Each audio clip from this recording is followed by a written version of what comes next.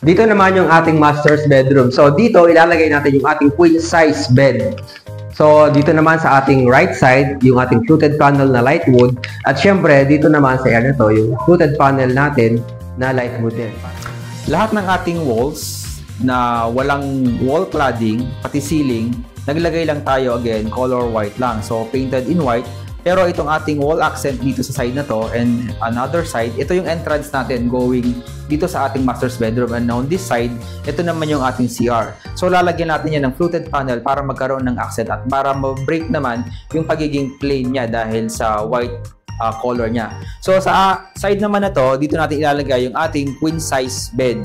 Sa harapan nito, meron tayong window na sakto lang yung sukat para may papasok pa rin na natural light at saka yung cross ventilation natin.